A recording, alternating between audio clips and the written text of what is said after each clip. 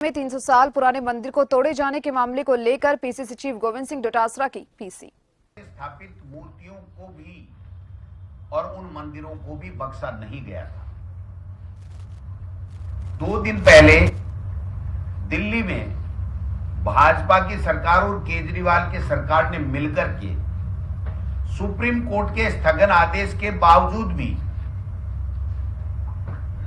धार्मिक आस्था के केंद्र के साथ में उसके ऊपर बुलडोजर चलाया गया। गुजरात के अंदर अगर हम पीछे का इतिहास देखेंगे तो सैकड़ों मंदिरों को तोड़ा गया है, लेकिन भारतीय जनता पार्टी और आरएसएस की एक फितरत हो गई है कि वो खुद गलत काम करते हैं, धार्मिक भावनाओं को भड़काने का काम करते हैं, भाई को भाई से लड़ा करके अपनी राजनीतिक रोटियां सेकने का काम करते हैं और धर्म विशेष को टारगेट करके एक धार्मिक उन्माद फैला करके अपने वोट बैंक बढ़ाने की कुचेष्टा करते रहते हैं। यदा कदा वो सफल भी हो जाते हैं। जिस प्रकार से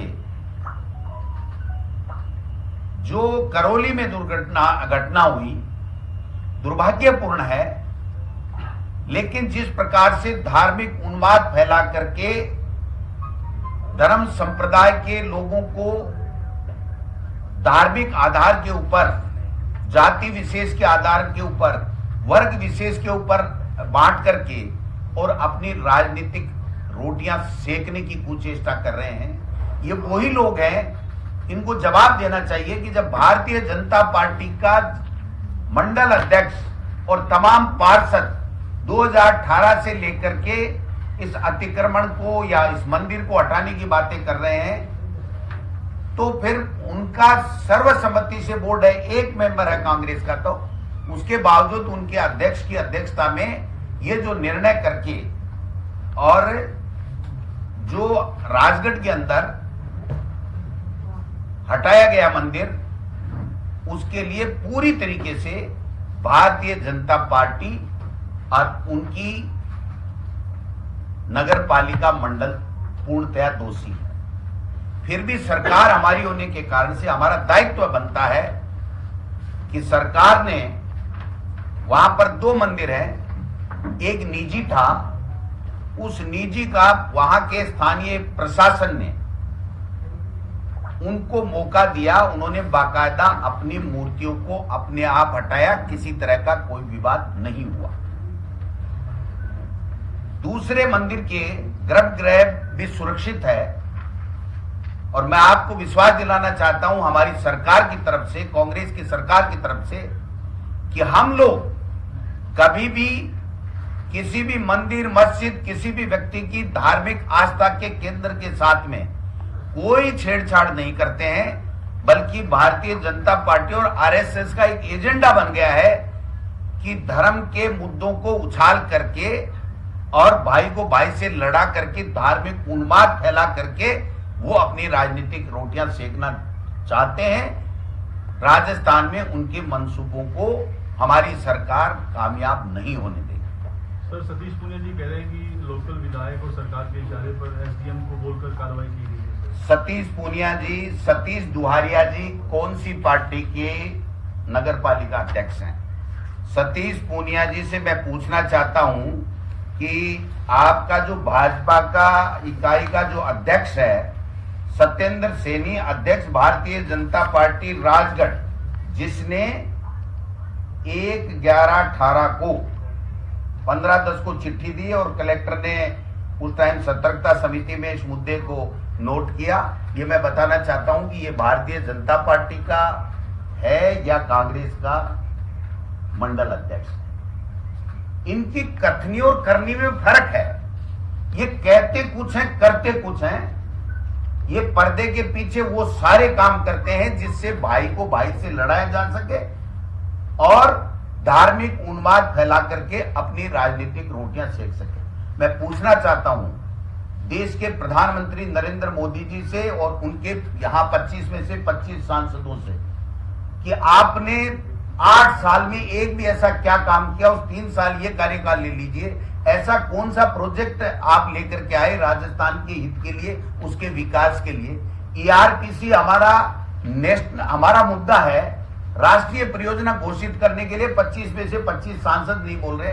यहां का जल संसाधन मंत्री है, वो मना कर रहा है कि देश के प्रधानमंत्री ने अजमेर में कोई बात नहीं की, एक शब्द नहीं बोला, और 2.5 मिनट तक देश का प्रधानमंत्री नरेंद्र मोदी जी उस मुद्दे पर बोलते रहे।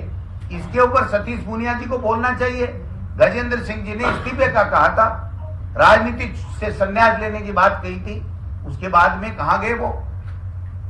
अरे शेखावत साहब, रघुकुल रीत सदा चलाई, प्राण जाए पर वचन न जाई, इस परंपरा की बात करने वाले आप ईआरपीसी के ऊपर किस प्रकार से यूटर्न ले गए, थूक के चाट गए, आपको शर्म नहीं आती? आप ये कह सकते थे प्रधानमंत्री ने नहीं कहा, लेकिन मैं राजस्थान से चुना हुआ हूं, राजस्थान के हित के लिए मैं जाकर के देश के प्रधानमंत्री से बात करूंगा और मैं स्टेट गवर्नमेंट और सेंट्रल गवर्नमेंट में कोऑर्डिनेटर के रूप में काम करके मैं इस राजस्थान में ईआरपीसी को नेशनल जो है वो राष्ट्रीय परियोजना घोषित कराऊंगा। ये बात होनी चाहिए। आप एक एमपी किसी भी मुद्दे के ऊपर राजस्थान के हित की बात नहीं कर रहा है। ऐसे लोग हैं, इसलिए उनको तो कहने का अधिकार ही नहीं है। वो उनको पूछो ना दिल्ली में क्या किया आपने। सुप्रीम कोर्ट के आदेश के बावजूद भी धार्मिक आस्था के केंद्र के साथ में जिस प्रकार से बुलडोजर चलाया, आज गरीब के ऊपर मध्य प्रदेश के अंदर गरीबों के आशियानों के ऊपर बिना नोटिस दिए शिवराज सिंह जी बुलडोजर चला रहे हैं। यहां उत्तर प्रदेश में किसान को गाड़ी से केंद्रीय मंत्री के द्वारा गाड़ी चला करके कुचल करके मार दिया गया और कोर्ट को मुगालता देख करके स्टेट गवर्नमेंट ने पक्ष लेकर के उसकी बेल करवा दी, सुप्रीम कोर्ट ने उसकी वापस बेल निरस्त की है। ये पूरी दुनिया के सामने, पूरे देश के लोगों के सामने है। इसलिए इनकी जो बातें हैं जितनी भी हैं वो बनावटी बातें हैं। इसलिए भारतीय जनता पार्टी को इस राजगढ़ की घटना की जिम्मेदारी अपने ऊपर लेनी चाहिए और प्रदेश से और देश से माफी मांगी। इस बार आपका मतलब है बुलडोजर भाजपा अध्यक्ष ने मंदिरों पर चला दिया?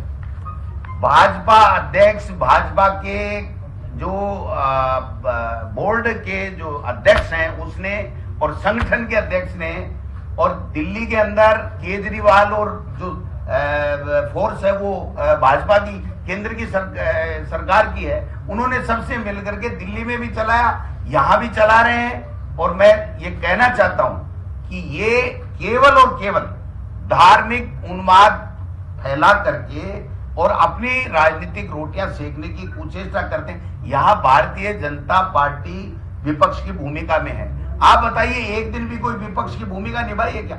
इनसे ज्यादा तो हमने केंद्र की गलत नीतियों के खिलाफ कांग्रेस पार्टी ने और कांग्रेस पार्टी के नेताओं और संगठन ने मिलकर के और उनके खिलाफ विरोध प्रदर्शन किए हैं। ये तो आपस में लड़ने में ही इनका तो समय नष्ट हो रहा है। कल परसों जो हमने सुना है वहां बुला करके इनको डांटा गया है। वो डांट करके और जिस प्रकार के निर्देश दिए गए हैं उससे मुझे ये लगता है कि इनकी मंशा ठीक नहीं है। जो चुनाव आएंगे ये लोग बात धार्मिक उन्माद फैला करके और यहां पर माहौल खराब करने की कुचेष्टा करेंगे और अपनी राजनीतिक रोटियां सेकने का प्रयास करेंगे। सर, ये जो तोड़ा गया, क्या ऐसे मामलों में संवेदनशील मामला है मंदिर की तोड़ना, क्या राज्य सरकार से, जिला कलेक्टर से कोई परमिशन किसी तरीके की बात की है या बोर्ड ने अपने स्तर पर फैसला कर लिया? बोर्ड ने अपने स्तर पर किया है। सरकार का कोई रोल नहीं है? कोई कलेक्टर का जो तथ्यात्मक टिप्पणी मेरे पास आई है, मैंने मंगवा ली है, उसमें कहीं भी कलेक्टर का कोई परमिशन मांगना या देना नहीं है। अतिक्रमण नगरपालिका क्षेत्र का बताया गया और नगरपालिका के बोर्ड ने निर्णय लेकर के बोर्ड अध्यक्ष की अध्यक्षता में निर्णय लेकर किया। सर, लेकिन सांप्रदायिक माहौल बिगड़ सकता है, क्या सरकार इस पर विचार करेगी कि ऐसे मामले में सरकार ने त्वरित एक्शन लिया है। सरकार ने बाकायदा पाबंद किया है। जिला कलेक्टर से मैंने बात की है, हो सकता है मुख्यमंत्री जी ने भी बात की होगी। जो प्राइवेट मंदिर था उसकी मूर्तियां उनके द्वारा स्वयं के द्वारा जिनकी लगाई गई थी उन्होंने विधिवत हटाई हैं। दूसरे में गर्भगृह को सुरक्षित है आज की तारीख तक। और जो भी मूर्तियां अगर किसी भी वजह से इस भाजपा मंडल के द्वारा जो हटाई गई हैं उनको हम लोग विधि विधान से पुनः स्थापित करने के लिए हमने निर्देश जिला प्रशासन को दे दिए।